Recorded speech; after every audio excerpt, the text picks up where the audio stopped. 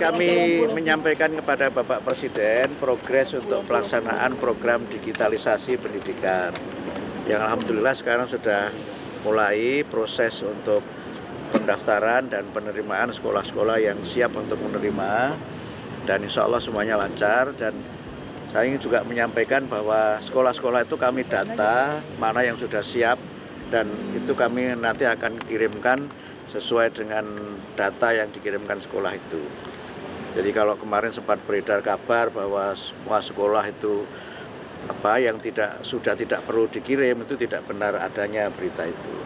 Karena pengiriman itu berbasis form yang kita siapkan dan sekolah yang memang tidak memerlukan ya tidak kita kirim.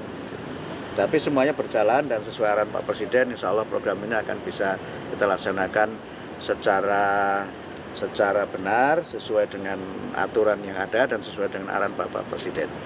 Begitu. Jadi berapa total sekolah yang sudah siap, Pak? Yang sekarang kami masih nunggu pengembalian formulir, nanti kami akan update perkembangannya dan kami juga sudah menyiapkan materi-materi pembelajarannya, sudah ada lebih dari 2.500 paket pembelajaran yang nanti dipakai untuk sekolah-sekolah yang menggunakan IFP itu.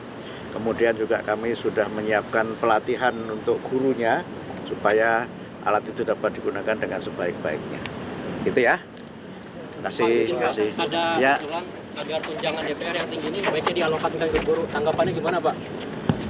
Kami kemarin sudah rapat dengan Komisi 10 DPR dan kami berterima kasih kepada Komisi 10 yang memberikan dukungan penuh kepada Kementerian Pendidikan Dasar Menengah, terutama untuk yang pertama peningkatan kesejahteraan guru.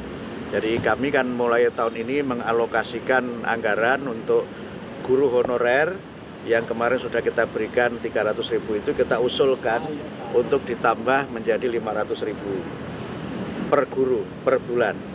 Kemudian PIP yang selama ini hanya untuk pendidikan mulai dari SD sampai SLTA, mulai tahun ini kami usulkan untuk TK itu juga mendapatkan PIP yang nominalnya kami usulkan 450.000 per siswa per tahun.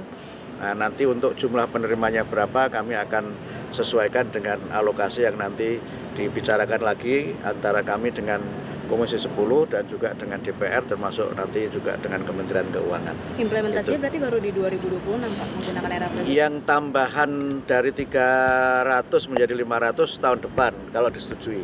Yang sekarang yang 300 kan sudah.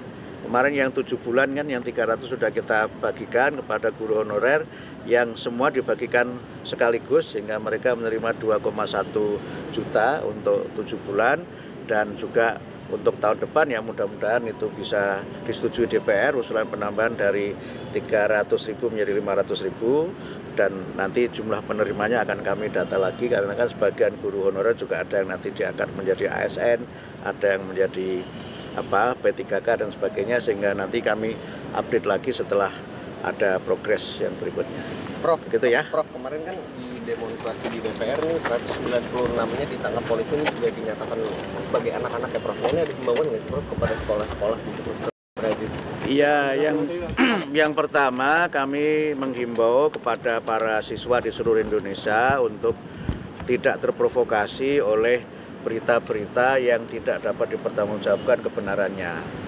Kemudian yang kedua, kami menghimbau kepada para guru, para kepala sekolah untuk memberikan perhatian dan pengawasan kepada murid-muridnya untuk mereka tidak terlibat dalam kegiatan-kegiatan yang tidak sesuai dengan apa yang menjadi tugas mereka sebagai para pelajar.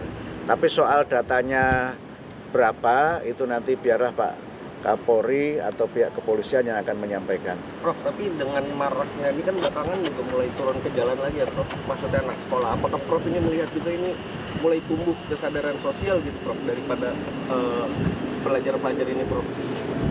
Kami akan terus mendalami ya berbagai hal itu dan akan berusaha untuk bagaimana agar para guru, para kepala sekolah ini memberikan perhatian kepada murid-muridnya untuk lebih fokus pada kegiatan belajar dan soal tadi motifnya apa dan sebagainya nanti biarlah aparatur keamanan yang menjelaskan. Berarti diimbau sebaiknya tidak turun ke jalan ya Prof?